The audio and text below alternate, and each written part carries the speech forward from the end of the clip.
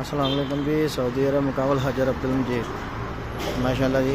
हम चेक करो हम मुड़िया दा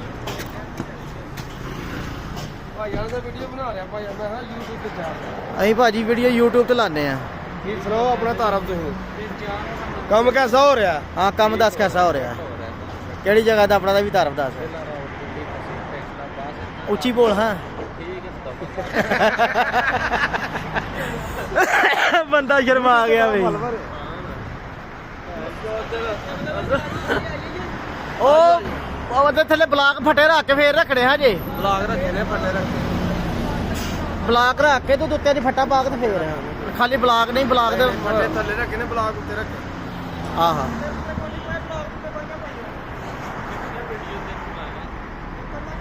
ਆ ਅਬਦੁੱਲਾ ਐਨ ਮੂੰਹ ਕਰ। ਹਾਂ ਮੈਂ ਵੀ ਐਨੂੰ ਕਰਾਂ ਮੇਰਾ ਤੇ ਅੱਗੇ ਹੁਣ ਹੈ। ਲਓ ਜੀ ਮੁੰਡਾ ਲੱਗਾ ਛਾਲ ਮਾਰਨਾ।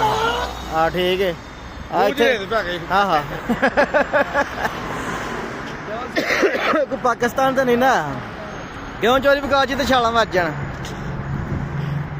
ਲਓ ਜੀ ਅੱਜ ਦੀ ਮੁੰਡਿਆਂ ਦੀ ਕਾਰਗਰਦਗੀ ਆ ਹੈ ਕਿ ਆ ਜਿਹੜਾ ਨਾ ਉੱਤੇ ਉਹ ਛੱਤ ਵਾਲਾ ਸਕਾਲਾ ਲਾਇਆ ਜੇ ਤੇ ਆ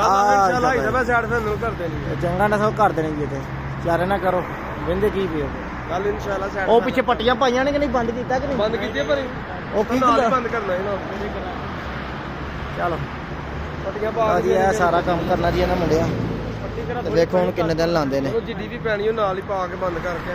ਹਾਂਜੀ ਹੁਣ ਇੱਥੇ ਵੀਡੀਓ ਦਾ ਰਿਜ਼ਲਟ ਬੜਾ ਵਧੀਆ ਆਉਣ ਡਿਆ ਜੀ।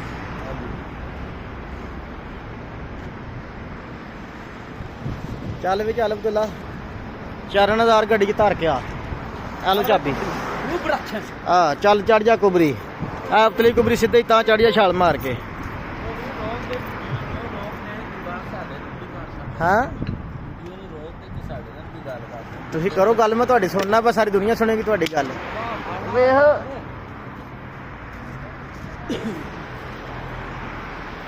ਮਾਸ਼ਾਅੱਲਾ ਜੀ ਨਵੀਂ ਸਾਈਡ ਦੀ ਸ਼ੇਪ ਚਾਲੂ ਕੀਤੀ ਹੈ। ਚੈੱਕ ਕਰਾਂ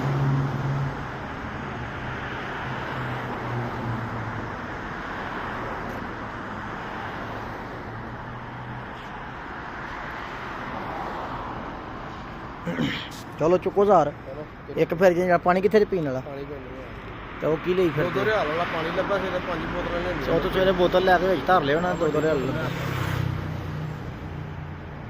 ਖਜੂਰ ਦਾ ਦਰਖਤ ਚੈੱਕ ਕਰ।